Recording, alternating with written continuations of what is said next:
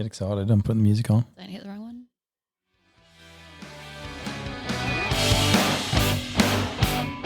We need to start getting reels of like jamming out. SJ doesn't even care. Just rocking to the... Could not care less about this tune. Like, We've had a few fan videos set in with the rocking out to the intro. A lot of them tend to be the same dude. Well, back today with another unique guest, Berso. Indeed, we are. Welcome to the Imposter podcast, SJ Brand, author. Thank you for having me. Thank you. Just coming along. Oh, I hadn't turned the music on.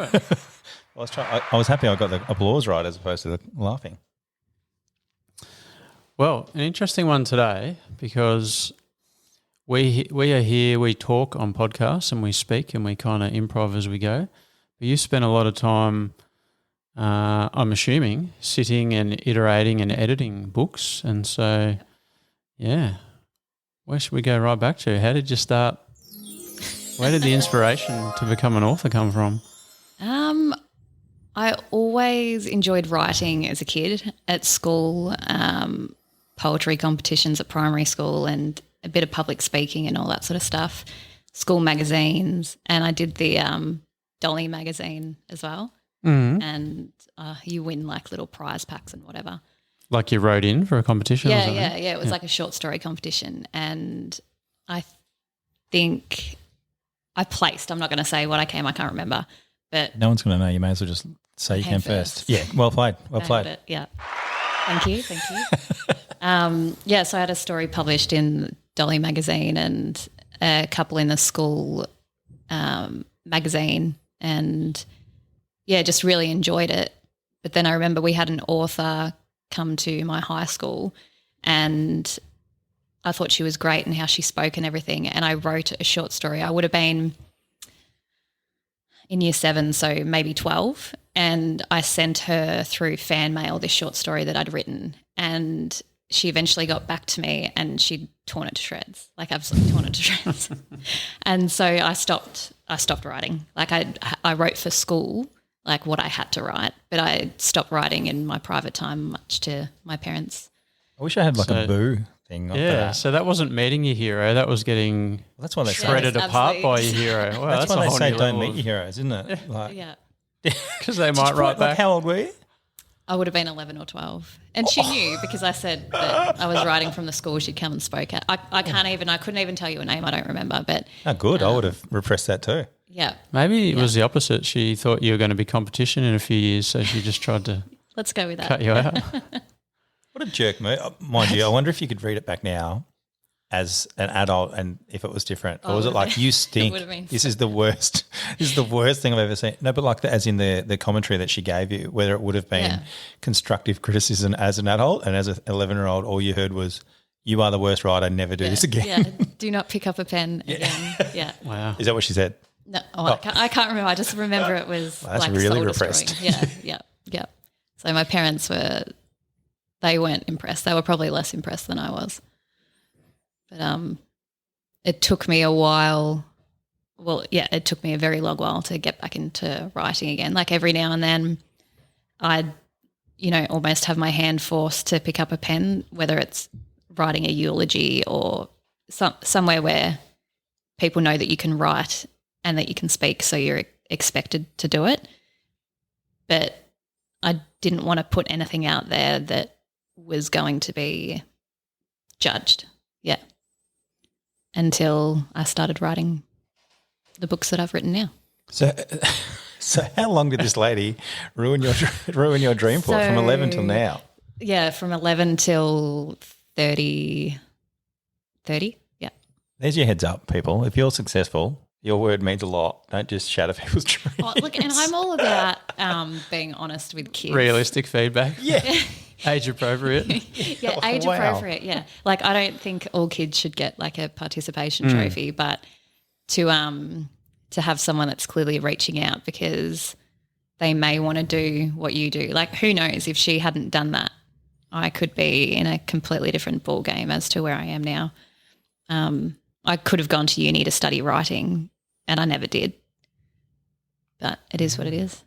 So when you say though that you might still specifically get asked to write things or to speak, Does that mean, did you still invest in sort of your English classes and actual literacy, or did you really check out of that? Yeah, I checked out. Okay. At school, I did extra classes because I just really enjoyed doing it, but I didn't go to uni or anything like that. And I've looked into it since, but now I've got 3 kids. I can't afford to put that much money aside on me. Like, I'm not going to spend that money on me.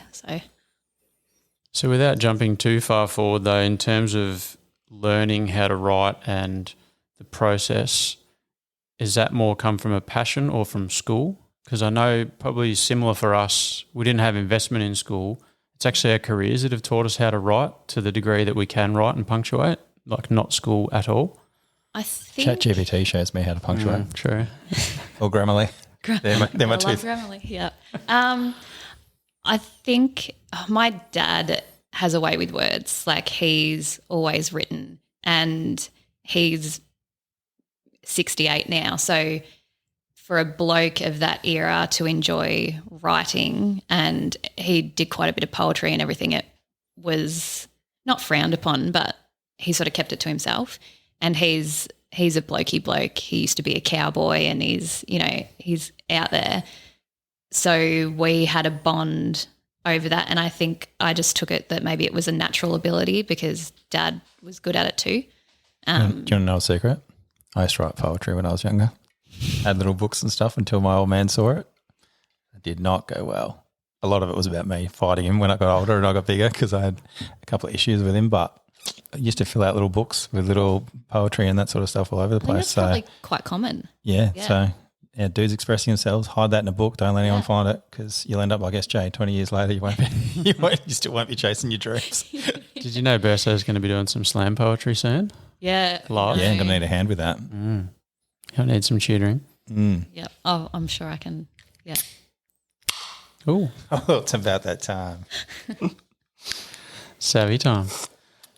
Again, without jumping too far forward, are there any positives? In a long run, did that bad feedback motivate you? Have you done any of this out of negative emotion, spite or resentment, or did it just delay what you would have done anyway? I think it just delayed it. I was really lucky. My English teachers at school were really supportive, and they were always telling me what I was doing was really good. The only real criticism or critique that they could give was I needed to plan more. Like, do your draft and work from there. But I never liked doing that. I'd like to write and then just see where it went from there. But I think maybe from this author's perspective, she probably knows what it's like in the real world, and you submit work to publishers and you get torn to shreds, or you just don't hear anything back at all. But you probably don't do that to an 11-year-old. I would love to read this. Yeah. And I wonder too if but it hasn't stuck with you. You've taken it well. No. Oh, yeah. No, well, copped that on the chin and kept going, yeah. Yeah. I bet you she's got call her out. Yeah, she's got a tattoo with her name on it. She's like, I know who she is. I'm just being polite. I know where she lives. She's on my list. Yeah. So was it pretty much overnight? So you got that message, like you got the response from her, and then that was you done. You were like, that's obviously not for me. It's something else. Even after all your teachers were telling you you're doing well and stuff. Yeah, because I think when you get positive feedback from friends or family or teachers that are close to you, you kind of expect that to be good. So I just took it as like that was my first exposure to honest. So the credibility lay with the author, not with the people around you. Yeah. And that's why 100%. you took that feedback. Yeah. But, she probably also had to remember that she's reading something from a child. Yeah, it's a development place. It's not a place of, hey, I want to release this tomorrow. Yeah. Do you reckon I'm going to win a Pulitzer?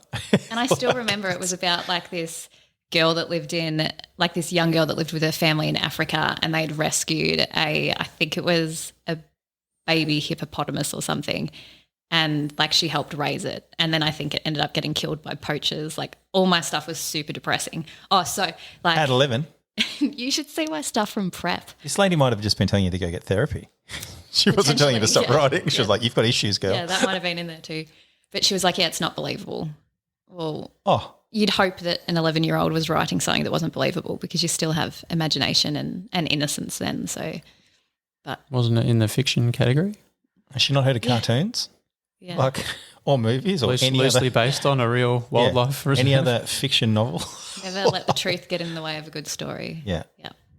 Very interesting times. So what happens then? There's a long pause. You go and do other things. What's sort of the journey to then publishing? Did you write stuff like in your own time but just didn't show anybody, or did you just stop completely? I wrote poetry in my own time, like just really short things. Like I'd just think of something that I thought was funny. Like I wrote one about blondes, and I wrote one about like a kid with a rubber duck, and like just like little things, and would read them to mum and dad, and they always loved them. And I recently found that my mum had put them all aside in a box, and so dad gave it to me, and I was like, oh my God, like reading through them all, and I could remember all of them. But I didn't write anything unless it was a speech for public speaking, but that was about a topic that I hadn't. And I think you guys touched on this in a podcast that I've listened to just recently. Like if you're creating something and putting it out there, it's a lot more daunting than if you're speaking on a topic that you haven't. Because someone's actually judging you and your art versus you're presenting of someone else's information. You can like, have a bit of facade, and it's not the topic that they're judging because you're talking about whatever the facts are. It's the way that you put it across. So that I sort of went down that path a little bit more. I tried debating, but probably a little bit too aggressive for that. Well, as an 11-year-old, you've talked about raising your hippopotamus that are getting murdered by poachers. I can't see how your debating would have been great. Nah, it's over. World's over. We're all dying. This is just about whether blondes or brunettes are better. Like, I said, we're all dying.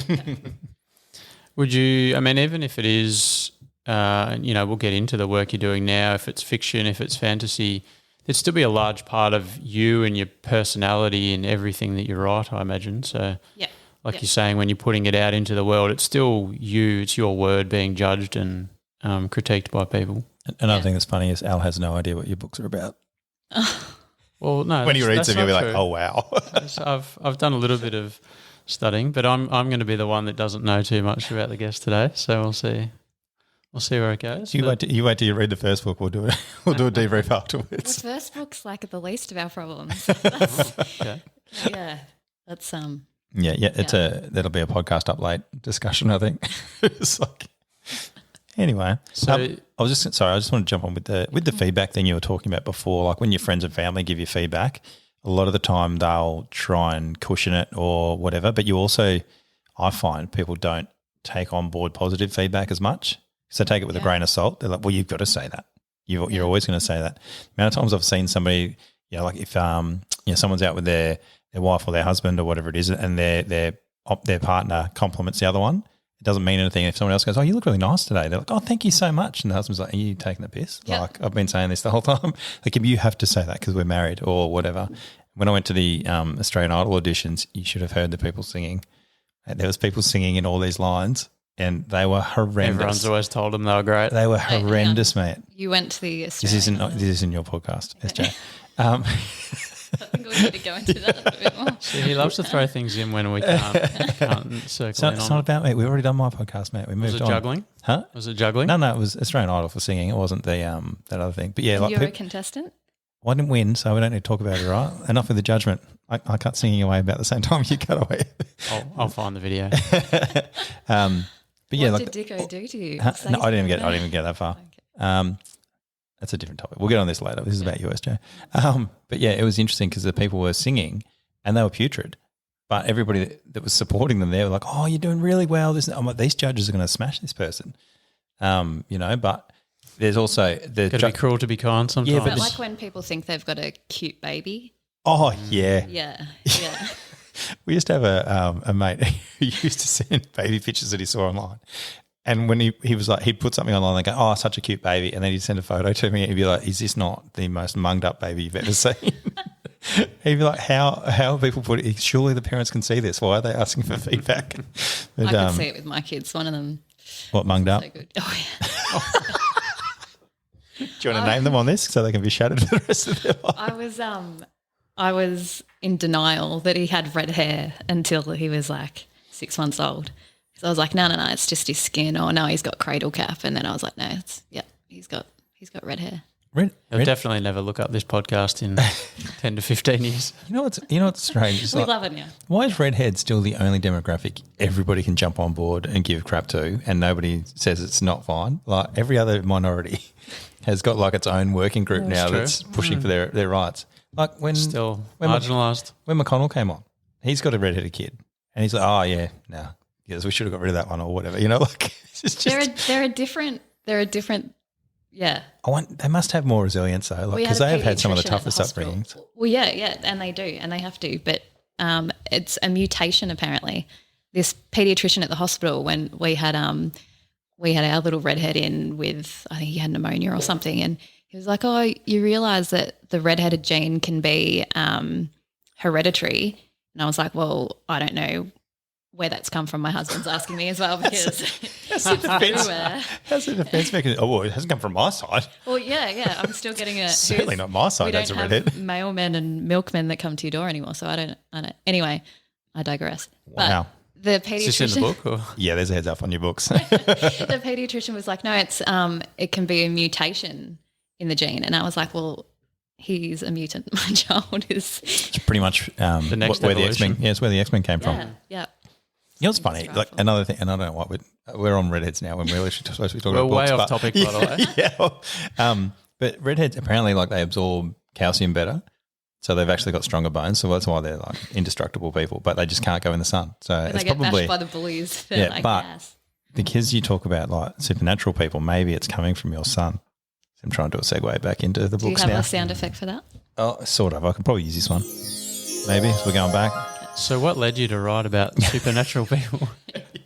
Well, firstly, I'd like to know, well, since there was a big gap, how did you write like 1,000 things for yourself before you actually got into publishing, or what was the journey there to having something that people could buy and read? No, not really. I started. Do you want to know like what made me decide to write the first book, or Yeah, so like you've gone from And what turned the critique around? like because you went from you're happy to write creative writing, and then you're like, nah, that's me done. But I can still do. I'll try debating. I'll try presentations and stuff, and that's all good. But when did you go? You know what? I'm actually going to have a crack at writing my own stuff again. So there was an app that I started looking at. So scrolling through Facebook, all these apps would come up, like free reading apps and everything, and they weren't really free because you read 2 chapters and then you'd have to pay for the next ones. I love a good sound effect that just comes up for no reason. Fedora's going to crack it over that one. I don't even know what that was. It's my ice machine. Oh, Anyway, let's pretend that didn't happen. wait. Oh, Some ice for the savvy. There we go. Okay. that was well played. Lemon lime savvy for the new person. Yeah, so I got onto this app called Inkit. It's like INKITT, and it's I think it's based in Europe, and there were hundreds of thousands of stories on there, and the writers, you can write on there or you can read on there or you can do both. And so I was reading all these stories, and some of them were really good and I was really getting into, and then others had heaps of followers and heaps of readers and heaps of good reviews, but I just didn't. I was like, why are these books getting more reviews than these books? And Were you thinking this book is not even as good as my 11-year-old novel about the hippopotamus? Where's the hippopotamus? And then like I'd be halfway through a book and I'd have all these ideas of where I thought it should go, and then it would go in a different direction. I'm like, no, it would be so much better if they'd done this, and they've missed a really good opportunity here. And I was home on maternity leave with my 3rd child, and it was during COVID, and couldn't leave the house and couldn't go to the playground, and homeschooling a kid and then with another toddler. And I was like, I'm just going to start writing. Otherwise I'm going to absolutely lose my mind. And so I just started writing on my mobile phone in one hand while I nursed a baby in another hand. And Didn't want to go with dictating? That would be awkward. Yep. Yeah. Very cool. Yeah. You're not the first person to mention that. And I'm Yep. like, have you read my books? Yeah, true. Yeah. Not sort of something I'll be doing on the train. So you're not going to read your audiobooks, is that what you're telling me? Back then, ASMR? probably not. Now I think I could comfortably do it, yeah. Really? Yeah. I find This is practice. well, it's not at the moment. I think like with audiobooks, like when the actual author reads them, I'm a lot more I won't appealing to listen to them if it's not the author. okay. Because they're so robotic. They don't have any they don't know the words before they read them. Well, a lot of them have voice actors that do okay, but it gets very story time. You know, like they're trying to put a lot of emphasis on the wrong syllable or whatever it is. But when it comes from the actual author, it's like, oh, this is their own words in there. So that's interesting. Dialogue's awkward though, I find. Like, yeah, that's where voice actors are pretty good. yeah. Well, see, that's the thing. What are you doing next week? Wow, there's a thing. Elle and I, we'll come and do your audiobook. Hey, it pays big money. I mean, I can't offer that. But well, I mean, how much are we paying you? A Savvy? Have some recording equipment. it's good, by the way. You like the Savvy? Delicious, yeah. Mark loves it every time we mention him on these things. He's like, we've got to have him on one day, but He'll be on soon. yeah, neither of us have enough money to fly, either of us, between here and Byron Bay yet. So, you were sort of texting that into Inkit. Is that how you started out? Yeah. Yep. And I got through the first chapter and I just wrote it, like I didn't plan it or anything like that. I just started writing. So at that point I had no idea where the story was going to go, who the main characters were. I just remember I was sitting on the couch and just started writing. And then I read the first chapter back to my husband and he was like, oh, that's actually really good. And yeah, I just went from there. And I didn't upload the first chapter to Inkit right away. I sort of wrote a few chapters first and I'm like, oh, I'll just put it out there. I'll just upload it. And it takes there's a whole algorithm and everything, and it takes sort of a few chapters before you might pick up one reader and then a couple of readers. And it's not until you get your first review that your book sort of slips into a like new books category. So when someone jumps on the app, my book might pop up and they'll click on it. Otherwise, you're just sort of sitting with 200,000 other books. And then, I just started getting heaps of readers and likes, and people can comment on every chapter as you upload them, kind of like they're, watching a TV series and waiting for the next episode. And it was a bit addictive, especially when I had nothing else to do apart from chase kids around. So I think it's probably better though than everybody else's social media where they're just doing random stuff for likes and whatever else is. Like at least you're having a bit of a creative, although, like Jared and stuff doing reels, doing little comedy skits, that's pretty good as well, I guess, because that's his actual business. But like social media has a lot of good and bad about it. Like when you say heaps of readers, like how many? Because like heaps for us is 15. Yeah, well. Now as it stands, the first book has 147,000. Oh, here we go. And but in the scheme of things, it's not actually that many compared to some of the other books on there. Yeah, but so now you're comparing. That's worldwide as well. So that's read on Inkit. Yeah. Is it? Okay. Yeah, on Inkit. Yeah. So if you look at the MCG, I went to the Anzac Day game, there was 93,400, for example. You have had more people read your book than were at the Anzac Day game. When you put it that way, like that's a Taylor Swift concert. Yeah. Yeah, that's right. So, I mean, sure, we've had 14 listens on podcasts or whatever. We're not Mr. Beast, but we're better than people that have done 2, and we're miles ahead of people that haven't done any. Yeah. And that's a big time commitment. I mean, we're sort of talking about views on shorts and reels and things like that, but for people to sit down and read, chapters of a book, that's quite a commitment as well. Yeah, we got 1,000 people to watch a 7-second clip of us and we're all high-fiving. You've got 147,000 people reading a book. It doesn't mean that 147,000 people have finished your book, though. That's the thing. And why are you talking it down? But most of them would have. That's the surely. imposter. Yeah, exactly. Yeah, that's funny, isn't it? Yeah, I try not to look at this Inkit app. You can go on the website and look at the algorithms, and you can't access that from the app. And I think it's strategic because if you had access to that all the time, it might bring you down. So I don't look at it very often, and it's got like a binge rate and everything as well. So it'll say 99% of people that finished this chapter went straight on to the next, and I look at that rather than how many people started reading the book to how many people finished reading the book. So we're on Buzzsprout, and I don't have access to and I always think about asking all the time, but I would be on that thing 24/7. Be like, how many listens do we have today? How many do we have today? No, do you know what he does instead? He rings us and says, tell me what the number is today. So, no. I think it becomes addictive then, and then you're probably doing it for the wrong reasons. Like I wanted to write, like I felt like I needed to write, and I got a lot out of it personally.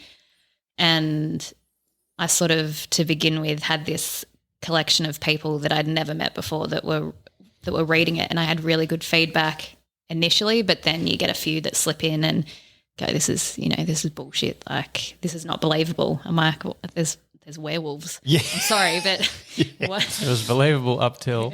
Yeah, what part of it's sort of not realistic, but we've got other people on this podcast that don't do well with negative feedback as well. So yeah. Way to out yourself. Well, it's on an episode, mate. But it's the same as what you brought up before about you putting your own work out into the world. And I don't know if you found this. You can read thousands of good comments, but the one negative one, you just take it straight in. Yeah, I've nearly rewritten a whole chapter based on what one person said, and then I was like, hang on a minute, they're the outlier. Yeah, I was like, I've got, and I read it to my husband. I read the comment, and he's like, yeah, but how many good comments have you got? Or you get one bad review. Like someone can, the reviews probably mean a lot more, because when someone's looking at reading the book, that's what they're going to read rather than the comments at the end of every chapter. And he's like, look at all the really good reviews you've got, and out of the 200 reviews, you've got 3 that are bad, but you're looking at rewriting a whole chapter because of that one bad one. And it would actually be a disservice, because you'd go away from what everybody else was enjoying. Yeah. And books, they're not for everybody. It's like music. You're not going to find someone that, you could have someone go, oh my God, Eminem's absolute bullshit. And I'd be like, excuse me? Like, have you listened to his stuff? Have you listened to his lyrics? Like, people just don't have to like everything. It doesn't mean that the artist is crap. It's just not for them. It's the one sort of negative of the internet is some people don't choose to just say nothing. They choose to say the negative. Oh, and they can be cruel about it too. Like, they don't just go, oh, you might need to work on this a bit more, but I can see where you're going and it's just not for me. They'll just absolutely tear you a new one. Like when you're 11 years old and But it doesn't stay with you, so no big deal. There's the same author. She's followed you onto. Yeah, she's like, I told that bitch not to get into books. I'm going to shut this down, so don't you worry about that. So I'm interested as well, Inkit and the apps like it. I guess on the other end of the scale, and, we'll get into your published like paperback books, but, you hear about, say, the New York Times bestseller list, and I imagine that's you got to have publicists and all sorts of stuff to get on that list probably. Yeah. But this is a peer-reviewed thing, so it's probably the purest form of people rating literature. Yep. And it's to get published, you've sort of got to fit into a whatever's the trend at the time. Like, at the moment, there are no publishing houses in Australia that would even accept my manuscripts, because that's not what they're looking for at the moment. Whereas I could send them off to internationally and they'd accept them. It doesn't mean that they're going to end up reading them. It's just, I don't have that sort of time or money on my hands to do that. But on Inkit, people, it's almost like a cult following for that sort of genre. Do you have to pay for Inkit? No. Do they pay you? No, there is an option though. So you can do a subscribers option, which I refuse to do, because I've had people read my books for free since I started, and I've got people that they'll literally read anything that I put out, and I don't want to take that away from them. I don't know what they do for a living. They may not be able to afford a subscription, and does it mean you can't read your books if it's on subscription, or do they just get it early? Or I think if it was on subscription, they would have to pay like a membership to the app to be able to read it.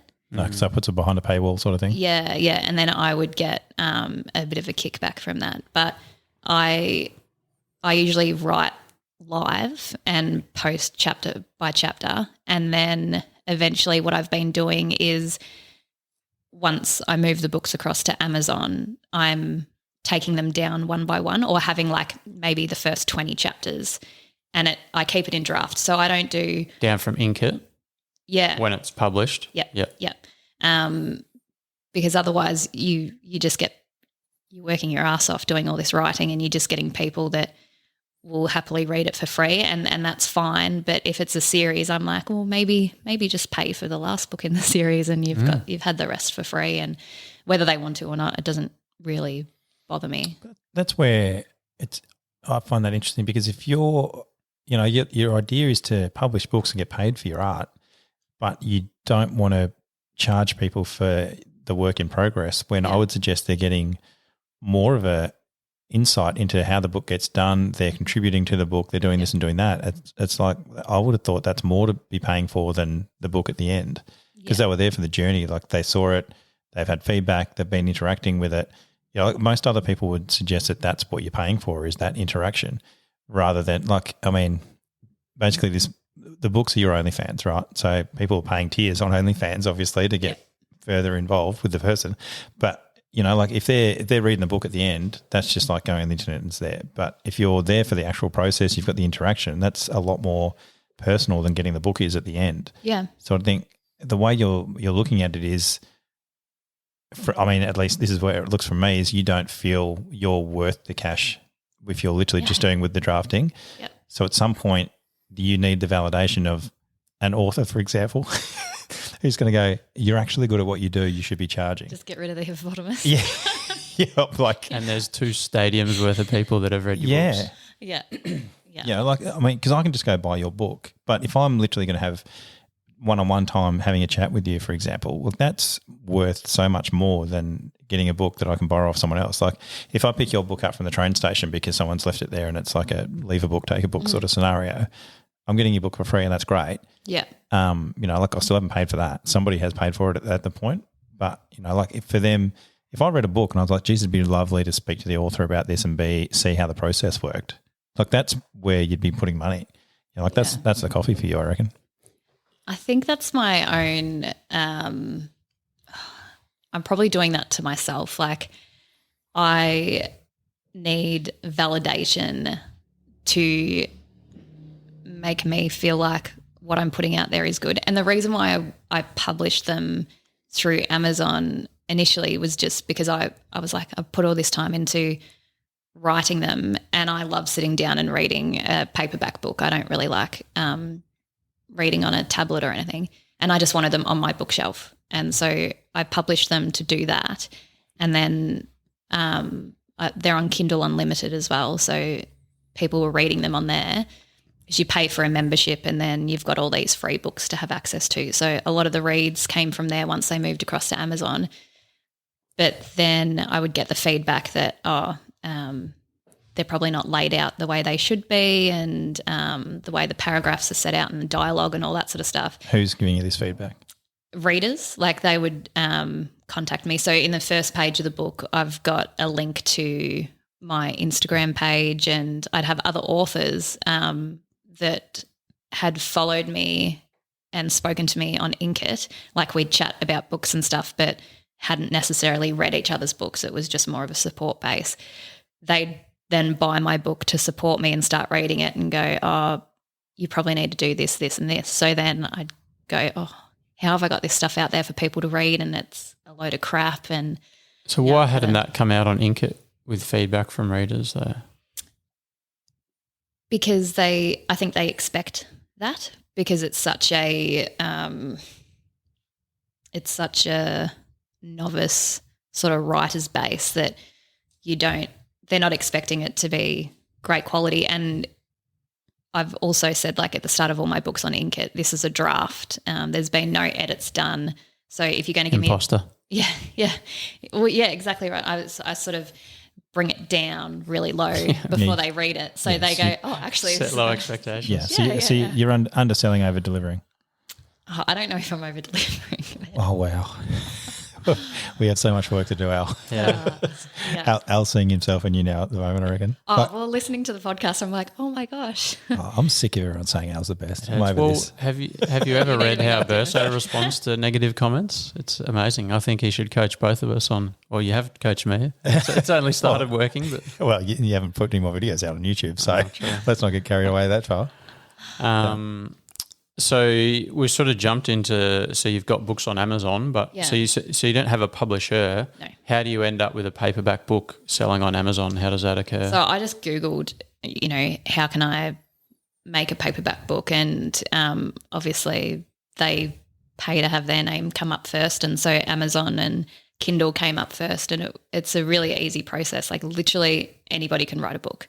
Anybody can publish a book. And you upload a manuscript, you either make a cover yourself or get someone to make it. And I outsourced a company in South Africa to make it. And where the hippopotamuses run. Sorry? Where the hippos roam. Yeah, exactly. I know. Hey, I didn't even think of that. It was meant to be. And you upload it and you just pay per copy. So it's print to order. Like they don't print a heap of them and then you've got to try and sell them. It's print per order, yeah. It's like our T-shirts that we don't have yet. Mm. But, when you're buying self-published authors, it's like you're going to wait a couple of weeks for that book to come, or Amazon probably turn around pretty quick. No, it's real quick. Oh, yeah. Like in a couple of days it'll be on your doorstep. But your garage isn't full of books waiting to sell? No. I'll buy like one and then I'll always find something wrong with it and then I start like another round of edits. So I was saying to Burso, I'm on my fourth round of edits now because I've just, Well, that's a real advantage as well, isn't it? Oh, yeah. I mean, obviously a publisher would have a lot more editing checkpoints as well, but you would not get the chance to reprint 20,000 books. No, exactly. Yeah. And because I'm editing them myself, it's, really time consuming. And there's always stuff that you're going to miss as the writer. And that's why Inkit's really good because any plot holes you can guarantee that a reader's going to pick up on them before you do. And you're like, oh, crap, I need to sort of touch on that again. And, Are you going to limit yourself, though, to how many edits you can do? Because, realistically, if you can continue to edit it over and over again, I've never done something that I haven't thought I could have done better. Like these podcasts, for example. Returns on edits. Yeah, and like how many times have we already done a podcast and just cut it away? For valid reasons a lot of the time.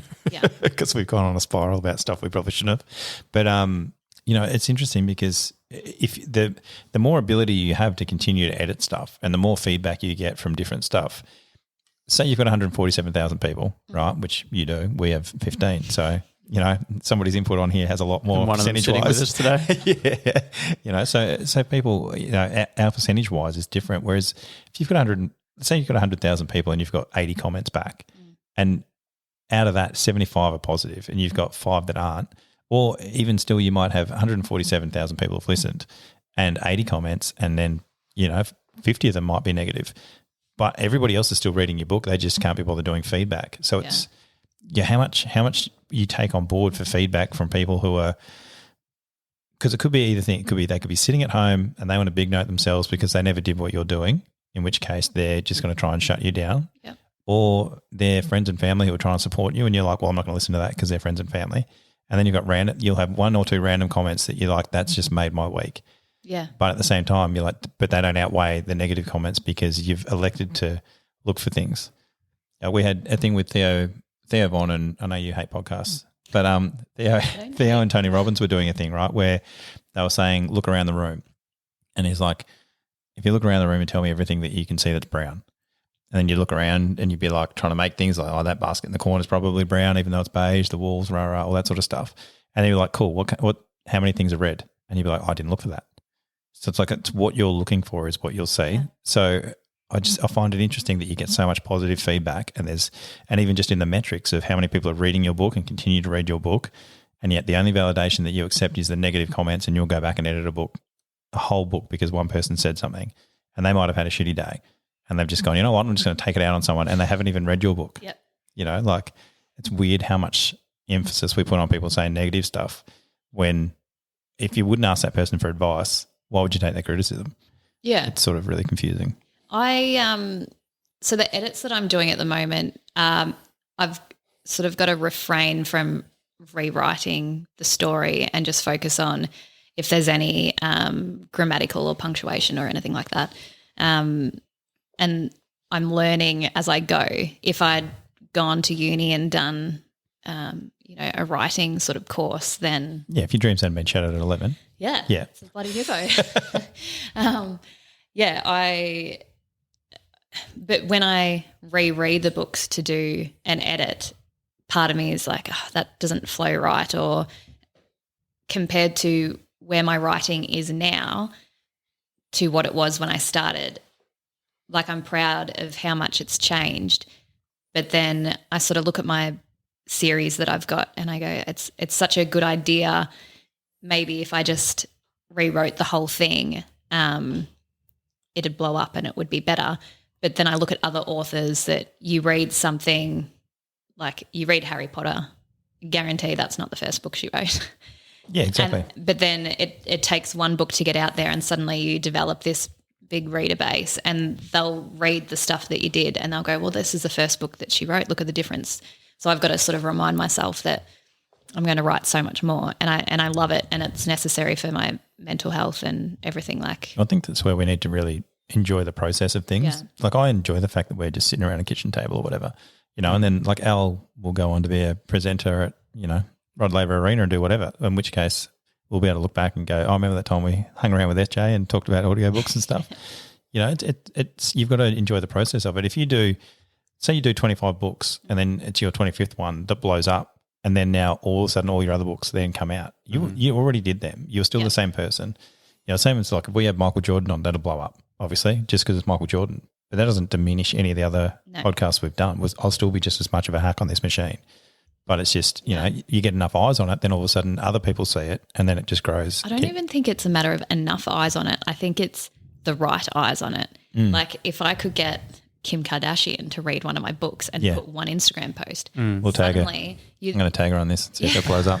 Well, yeah. But it's kind of sad this day and age that that's what it takes. And you've got – and a sex tape. And a sex tape, yeah. Well, that's how she got where she was. Yeah. Did she do anything else? She's a good businesswoman. God. Well, she's now. Yeah. The other way though, we've looked into this thing before. It sometimes gets called the Picasso theory. It's often the people that do the most work over time. So we know about 3 of Picasso's paintings. He painted over 2,000. With authors is like James Patterson's written like 200 books or something like that. J.K. Rowling's. Elvis and Prince made 39 albums. That's a lot of songs, and how many, 3 or 4 of their songs. So it's actually also about just putting out work consistently over time, and certain parts of it will hit with people. Yeah, and doing it for yourself as well, I think. As soon as you start doing it for somebody else, then that's when I think you take yourself out of it. Like, she says that she changes her book every time she gets a negative comment.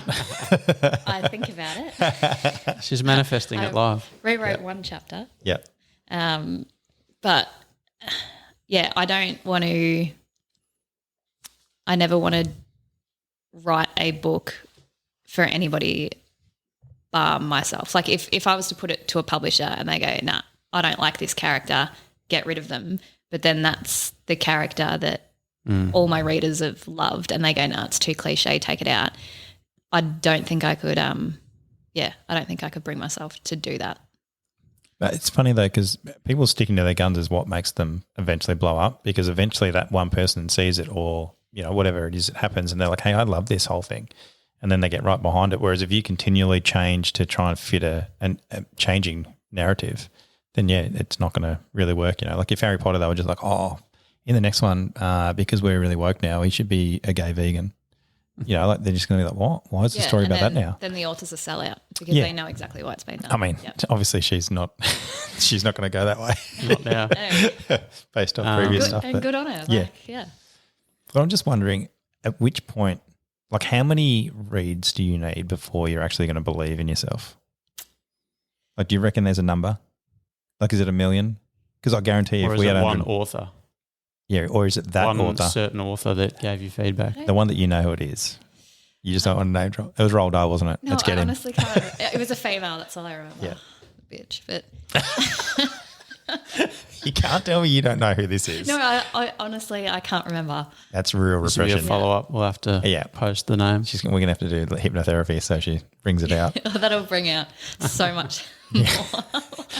I'll just dictate it whilst you're talking. You're like, here's your new book. But do you reckon there is a number to? No. No number. Right. So you get three. We're going to have to make a commit to a metric. Well, she can't to accept it. It's just but and then we'll bully you to accept it. Well, I don't even look at the Amazon reports that say how many you've sold or anything like that. Like, right, so you got a bank account somewhere that's just blowing up at the moment. And your hubby's just running off. You're like, what? How do you get a Ferrari? Oh, no big deal. You're still crap. Don't check. Don't check. Here's some money. Go buy yourself something nice. Go take care of yourself. Yeah. It's funny because we've just had 1,000 downloads,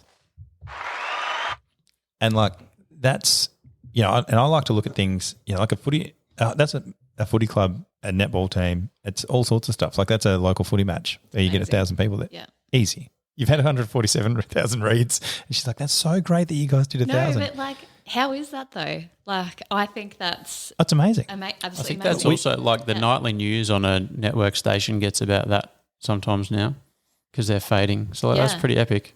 Oh, it's awesome. And when you got people like me that I've never listened to a podcast before, and now I've listened to this, I'm like, oh, actually, it's really good. Unfortunately, our market appears to be people that have never listened to podcasts, so it's pretty hard to get them into it. It's like, I'll do it because I know you, but that's about it. But no, but then they just listen to one and go, yeah, no, I listened to it. But yeah, well, most of the people we've spoken to it's just they'll put it on because it's just like having a conversation, just sitting around, just having a chat. Yeah, and it's just funny. People are like, oh yeah. And we're just normal people. I think that's our selling point is we are normal people as opposed to, but I'd love to see it that, like you blow up and start selling bulk books or whatever it is. And then I wonder if people's opinions will change. Or if we have you back, you'll be like, or you won't be paying me back because you're like, I wouldn't have thought so. No. I live in Madrid now.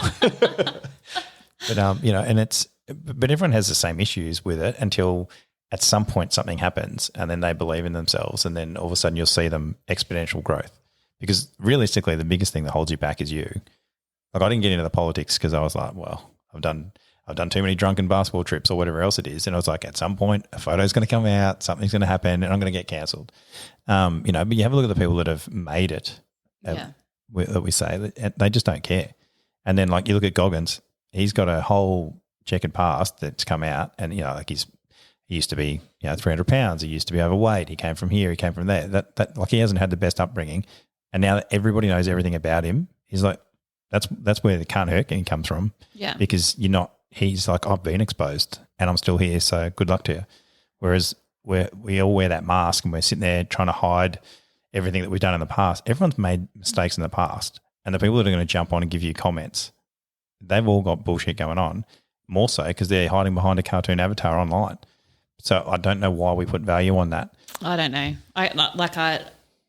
Honestly, I'm proud of what I've done through work and raising a family and writing as well. But I think because I do it as a hobby for myself, I don't see it as some big achievement because I'm getting more out of it myself than any of my readers would.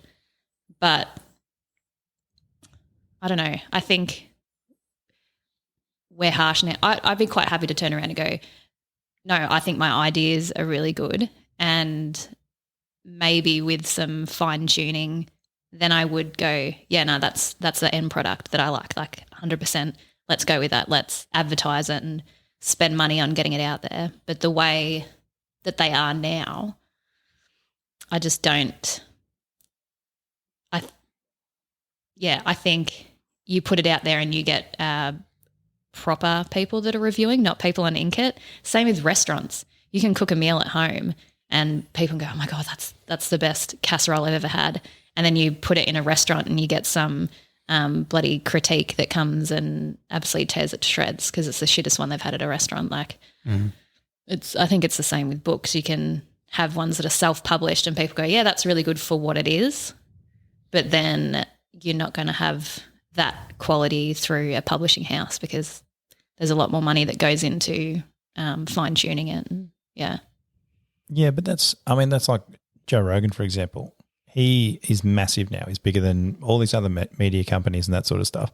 People would say a lot of the time his editing is probably pretty crap. It goes for 3 hours. They sit there and smoke all sorts of stuff on there, or like they do all that sort of stuff. And he has got so many critics from mainstream and people who don't believe in what he believes in. He's like, I don't care. And people love the fact that he doesn't care and he keeps doing his own thing anyway. And more people have got around him than any other media company now. Like he's pretty much the largest voice anywhere. Russell Brand's now up to 7 million people. Like there's all these people that are doing their own thing and they continue to do their own thing and their tribe comes to them. So the more that you do things, if it's just grammatical and set up on a page and how long your paragraphs are, even they don't want you to change it. They love the story. Yeah. Then you're already on something that's winning. And realistically, I could write a book and then send it to 15 editors if I had cash. That should be a challenge. Don't worry, I've got stuff written down. But like if you were going to write a book and then get it to an editor, like how much does an editor cost? Oh, it can be upwards of 1 to 2 cents per word. And so wow. Yeah. To write a short book. Yeah. So like the first book is the shortest book of the series and that's nearly 300 pages. So how many words? 200,000 over. And then there's 7 books in the series and they just get thicker and thicker and thicker. So is that like what? Is that like $2,000? Yeah. Do an edit? See, if you had your subscriber and you were doing or if you're doing a fund, or a GoFundMe or whatever it is. Patreon. Yeah, Patreon. If you're like, look, a lot of them will elect to pay you or to tip you essentially. And there's a lot of authors that are doing that. But then there's But I also, don't do it because I don't believe in myself. Oh, not just that. I just feel like I'd be turning my back on the people that have been reading. I don't know, the people that have been reading because for you're free. not creating a barrier. It's on Inkit or whatever as it is, but you just give people an option to support you if they want to. I think it's the whole putting it out there and then what if nobody does? Yeah. And no one else can see those metrics. Yeah.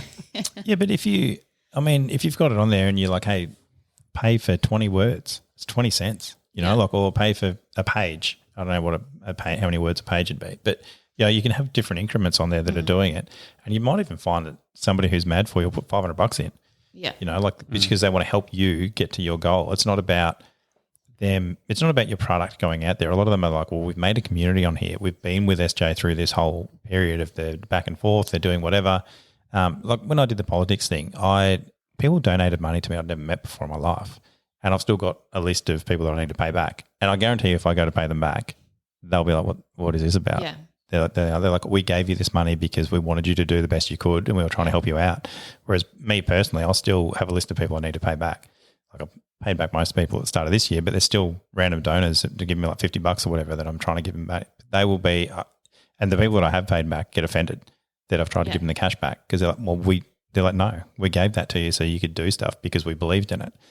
And the people that are going to give you cash for trying to do your book, even if they, if I've never read a book before, but I'm just like, I want SJ to do the best you can, I put $100 into it. Like, I don't really care what happens to your book. If I don't like your book, it doesn't matter. I like where you're going with it and I like you trying to pursue your dream. Like people will help you try and do that if you put stuff out there. Like if you put it out there and then nobody does it, then like so be it. You're not any worse off. Yeah.